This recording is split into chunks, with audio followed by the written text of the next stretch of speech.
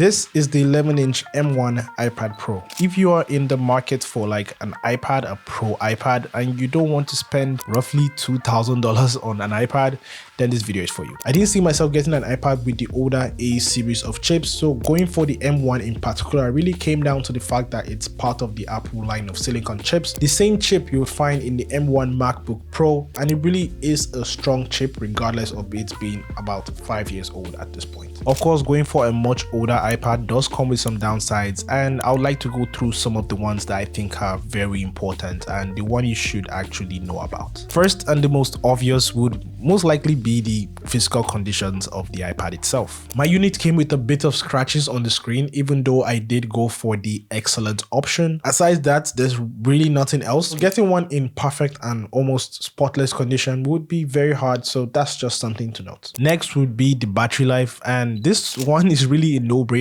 because batteries do degrade over time, and this being a much older iPad means you will not possibly get the best battery as you would if you were getting a much newer iPad or even the latest iPad. Personally, I noticed about 7 hours of screen on time before this one dies, and with the battery being not as good as it should, this does tend to heat up a lot more than it should, but thank God the iPad has a wider surface area than the iPhones and it's also made from aluminum, so letting go of heat is pretty fast and hardly would reduce the performance while gaming. Next would be screen quality, and this one is kind of relative. I use a MacBook for most of my work and content consumption, and although the iPad screen is sharp and responsive with the 120Hz ProMotion refresh rate, comparing the colors to the MacBook, you can really see the difference, especially in the blacks. Apparently the M1 iPad Pro does come with a better screen option. I think it's the same one on the MacBook, but that's only for the bigger size 12.9-inch M1 iPad Pro. That's pretty much the downsides I feel like you should know about this iPad.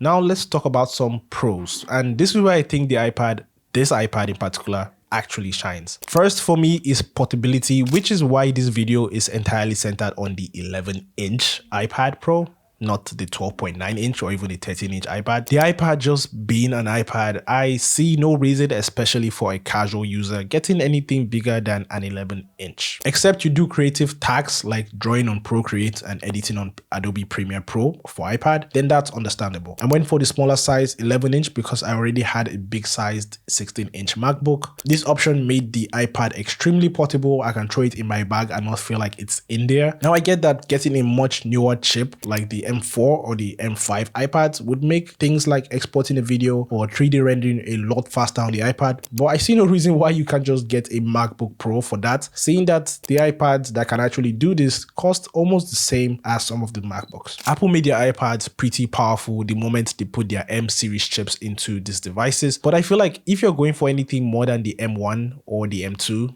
it's just going to be too much. The screen on this, like I said, compared with the MacBook Pro is not great, but having ProMotion display is really all I ever wanted. I mentioned using this to do a lot of mobile gaming, and 120Hz for supported games is the best way to experience mobile gaming, and I don't think I can ever go back to gaming on a 60Hz device. So yeah, this is the M1 iPad Pro with its pros and cons. Is it still worth getting in 2026? Short answer, absolutely. It has everything you're looking for in an iPad, latest features, every little thing, all for under $500. That's all I have for this video. If you liked it, do drop a like. If you want to see more videos like this, consider subscribing. It's free, so why not? And I don't know if you guys can see this, but the condition of this iPad needs a ton of cleaning.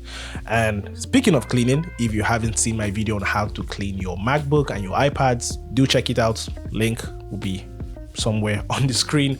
Check it out, and I guess I'll see you guys in that video. Bye.